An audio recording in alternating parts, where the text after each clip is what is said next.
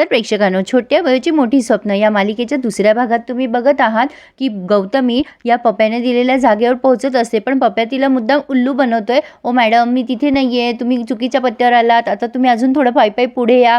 गौतमी खूप वैतागलेली असते पप्याला. ती म्हणत असते, अजून पुढे पायी. अरे यार, काय चाललंय याचं. आता ती सारखा फोन मध्ये कट पण करत असते, कारण पोटे तिला कॉल करत असतो. शेवटी ती पोटेचा फोन उचलतेच आणि पोटेने सगळं काही सांगून दिलंय आता गौतमीला.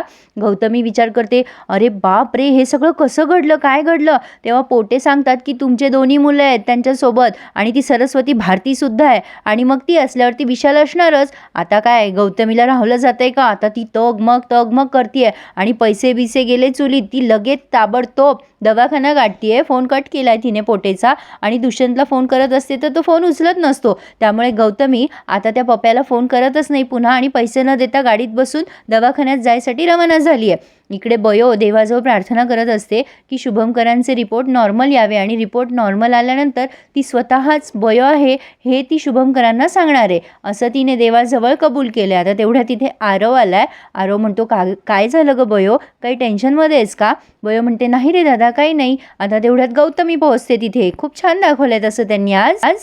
इरा तिला सांगते, अगो मम्मा, बाबाचे स्कॅन होत आहे आज, दुष्यंत सरांनीच परवानगी दिली आहे. आता गौतमीला इरा समोर दाखवावंच लागतं की तिला आनंद झालाय. ती म्हणते, अरे वा, किती छान झालं ना सगळं, पण अचानकच झालं वाटतं हे सगळं. आता ती या बयोकडे रागाने बघायला लागते गौतमी, आणि आता ती त्या स्कॅनच्या रूमपाशी जाते. तिला असं वाटतं आज जावं, काय करावं आणि काय नाही. दुष्यंतला कॉल करत असते, दुष्यंतचा कॉल लागत नसतो. तिला काही समजेना, करावं तर काय करावं. आता तिथे ती वैतागून खाली बसते. तेव्हा बयो तिला म्हणते, तुम्ही आता काहीच करू शकणार नाही आहात, आता माझ्या बाबाचे स्कॅन झालेच. तेव्हा गौतमी म्हणते, तुला कोणी सांगितलं होतं का हा शहाणपणा करायला. मी पण गौतमी आहे, गौतमी ओल्या गवताला आग लावू शकते. बयो म्हणते, इथे ओरडू नका, हॉस्पिटल आहे हे, तुमचं घर नाही आहे माझ्यावर हुकूम चालवायला. गौतमी तिला म्हणत असते, तुला तर मी सोडणार नाही, आता तुला तर मी दाखवलंच. बयो म्हणते, ते बघून घेऊ पुढच्या पुढे. गौतमी म्हणते, हे सगळं तुला त्या विशालने मदत केली आहे ना या सगळ्यात, त्या विशालचं करिअर आता अशी घालवते की नाही तू बघशीलच. आता तुम्ही दोघंही नाही रडले तर बघा, नावाची गौतमी नाही मी. ती पुन्हा धमकवायला लागते तिला. आता तेवढ्यात शुभंकर बाहेर आलेत म्हणून गपचूप बसली ती. शुभंकर म्हणतात, अरे वा गौतमी, तू आलीस. आता ते स्कॅन करणारे डॉक्टर म्हणतात, सर तुमचे रिपोर्ट आले ना की मी रिसेप्शनवर पोहोचवतो, तुम्ही थोड्या वेळ वाट बघा. गौतमी म्हणते, शुभू, मी किती आनंदी आहे, खरंच एकदाचे तुझे स्कॅन झाले, खरंच मला खूप छान वाटतंय. शुभंकर म्हणतात, हो अगं गौतमी, आणि या सगळ्यात या पोरांनी फार मदत केली, पण आपण सगळेजण ना आता जेवून जाणार आहोत. इरा आरव कुठे आहे. तेव्हा बयो म्हणते, बाहेर बसलेत ते रिसेप्शनजवळ. विशाल म्हणतो, चला सर आपण बाहेर वाट बघूया. आता हे सगळेच जण रिसेप्शनपाशी गेलेत तर तिथे खूप मोठा गोंधळ सुरू असतो, कारण एक बाई अडलेल्या अवस्थेत तिथे आलेली असते पेशंट म्हणून, आणि तिचा नवरा खूप गयावया करत असतो, माझ्या बायकोला ॲडमिट करून घ्या, ती अडलेली आहे. आता हा सगळा प्रकार शुभंकरांनी बघितला आहे. पोटे सर त्या माणसाला विचारतात काय प्रकार आहे, आणि प्रकार समजल्यानंतर ते म्हणतात की आमच्या इथे ना सर्जनच नाही आहे, त्यामुळे त्यांना तुम्ही दुसरीकडे हलवा. आता त्या बाईचे मिस्टर खूप रिक्वेस्ट करत असतात, असं नका करू हो, माझ्या बायकोला त्रास होतोय, प्लीज तुम्ही ॲडमिट करा. आता विशालही तिथे समोर जातो आणि विचारपूस करतो, काय नेमकं प्रकरण आहे. शुभंकर पण विचारतात, अहो मला जरा फाईल दाखवा बरं या ताईंची, आणि मग ते बघतात तर खूप क्रिटिकल केस असते ती. शुभंकर त्यांना विचारतात, किती वेळ झाला यांना लेबर पेन सुरू होऊन, आणि मग ते सगळं चौकशी केल्यावर त्यांना कळतं की खूपच म्हणजे क्रिटिकल केस आहे, 10-15 मिनिटात ही बाई मोकळी व्हायला हवी. तेव्हा आता पोटे सर म्हणतात, पण आमच्याकडे सर्जन नाही आहे. आता शुभंकर म्हणतात, असं कसं, तुम्ही डॉक्टर अवेलेबल करायला हवा होता ना, या बाईचं ऑपरेशन नाही झालं तर त्यांचा जीव धोक्यात येऊ शकतो, आणि त्यांच्या बाळाचा पण. पोटे सर त्या माणसाला म्हणतात, तुम्ही इथूनच त्या पंतनगरमध्ये जा, तिथे गव्हर्नमेंट हॉस्पिटल आहे. आता हे त्या बाईचे मिस्टर म्हणतात की अहो, पण माझ्या बायकोला काही झालं तर, इथून खूप लांब आहे ते हॉस्पिटल. आता विशाललाही टेन्शन आलं आहे आणि बयोला पण टेन्शन आलं आहे. आता ही बयो समोर जाते आणि म्हणते, सर डॉक्टर तुम्ही करा या ताईंचं ऑपरेशन. गौतमी म्हणते, काय काय बोलतेस तू हे सगळं. आता शुभंकर पण घाबरतात आणि म्हणतात, मी कसं करणार ऑपरेशन सरू. तेव्हा विशालही विचार करतो की डॉक्टर शुभंकर हे करू शकतात. आता ह्या बाईंच्या म्हणजे कळा त्यांना सोसवेना, त्यांची तब्येत खूप जास्ती झालेली असते. शुभंकर त्या ताईंकडे बघतात.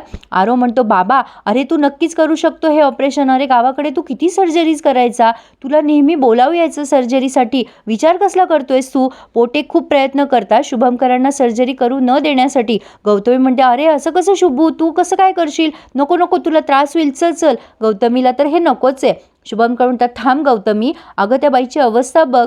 तेव्हा बयो त्यांना खूप एनकरेज करते, डॉक्टर तुम्ही करूच शकता, कारण तुम्ही खूप मोठे डॉक्टर आहात आणि एक डॉक्टर सर्जरी कधीच विसरू शकत नाही. आता शुभंकरांना खरं तर प्रश्न पडला आहे. विशाल पण म्हणतो, हो सर तुम्ही नक्कीच करू शकता, मी आहे ना तुमच्यासोबत. आता सगळेजण त्यांना खूप फोर्स करायला लागतात, पण पोटे मात्र नाही नाही म्हणत असतो. आता डॉक्टर थोडा वेळ डोळे लावतात आणि म्हणतात, ठीक आहे मी ऑपरेशन करायला तयार आहे. पण गौतमीने पूर्ण शर्थीचे प्रयत्न केले शुभंकरांना नाही म्हणायसाठी. आता पोटे म्हणतात, नाही नाही हे कसं काय शक्य आहे, ए विशाल काय चाललंय तुझं हे सगळं, दुष्यंत सर इथे नाही आहेत आणि तुला काही कळतं का, या माणसाची आर्थिक परिस्थिती सुद्धा नाही आहे आपल्या हॉस्पिटलचं बिल भरायची, जाईल तो गव्हर्नमेंट हॉस्पिटलमध्ये आणि तसंही ते डॉक्टर, आपल्याकडे जे डॉक्टर आहेत ना ते इथे पोहोचायला सुद्धा वेळ लागेल, शुभंकरांना नाही जमणार. तेव्हा विशाल म्हणतो, सर आर्थिक परिस्थिती बघून आपण पेशंट ॲडमिट करत नसतो, आपल्याला पेशंटचा जीव महत्त्वाचा आहे आणि मला पेशंटचा जीव खूप महत्त्वाचा आहे, मी डॉक्टर त्याचसाठी झालो आहे, पेशंटचा जीव वाचवण्यासाठी. शुभंकर विशालकडे बघून खूप इम्प्रेस होतात आणि फायनली विशाल ऑपरेशन थिएटरमध्ये तयारी करायला जातोच. गौतमी अजूनही शुभंकरचा हात धरते आणि म्हणते, नको शुभू नको करू, चल घरी. पण आता बयो त्यांचा हात धरते आणि त्यांना आणखीन एनकरेज करते, डॉक्टर तुम्ही हे नक्कीच करू शकता, मला पूर्ण विश्वास आहे तुमच्यावर.